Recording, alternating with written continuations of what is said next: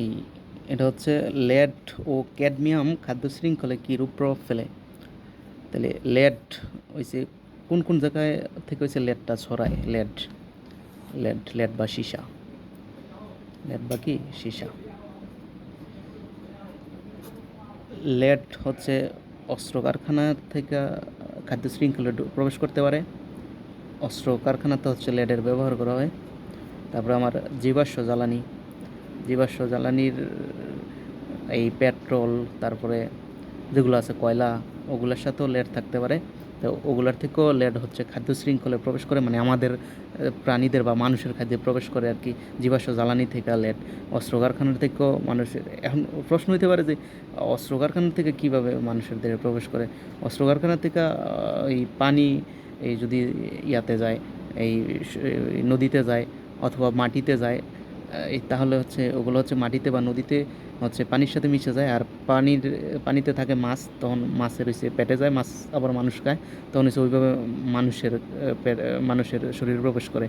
আবার এই যদি মাটিতে যায় তাহলে হচ্ছে উদ্ভিদে হয়েছে মূল দিয়ে হয়েছে এই খাদ্য গ্রহণের সময়, এই খাদ্য গ্রহণের সময় হচ্ছে এই উদ্ভিদ গ্রহণ করে, তারপরে উদ্ভিদ দেহে জমা হয়। আর এই উদ্ভিদ আবার মানুষ যখন এই খাদ্য হিসাবে গ্রহণ করে তখন হয়েছে এই মানুষের শরীরে প্রবেশ করে। তো এইভাবে হয়েছে অস্ত্র কারখানা বা জীবাশ্ম জ্বালানি বা ক্যানজাত খাবার, এই যে কৌটার মধ্যে, টিনের কৌটার মধ্যে যে খাবারগুলো রাখা হয়, ওগুলার থেকে ওগুলার মধ্যে হচ্ছে আমার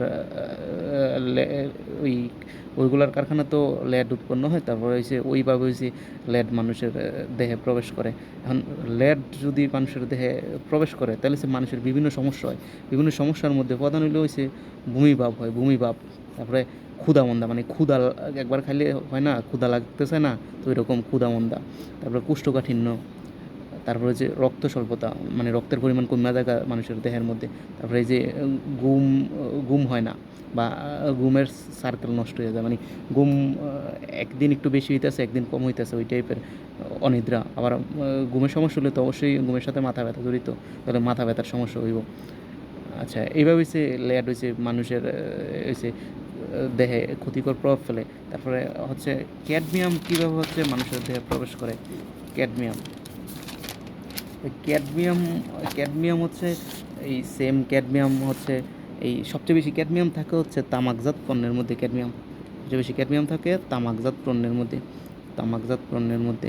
তারপরে আবার এই তামাকজাত পণ্যের মধ্যে সবচেয়ে বেশি ক্যাডমিয়াম থাকে। তারপরে আমার হচ্ছে এই এই হচ্ছে যে পাথর বা সিমেন্ট, এসব কারখানায় হচ্ছে ক্যাডমিয়াম থাকে।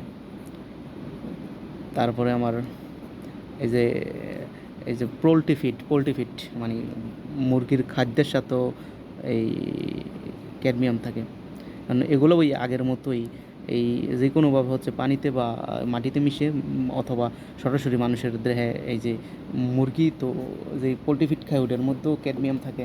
বা এই যে পাথরের যারা কাজ করে, ওই পাথরের কারখানা তো ক্যাডমিয়াম থাকে। তো এই ক্যাডমিয়াম একইভাবে মানুষের দেহে প্রবেশ করে, তখন হচ্ছে ক্যাডমিয়াম ও বিভিন্ন সমস্যা তৈরি করে।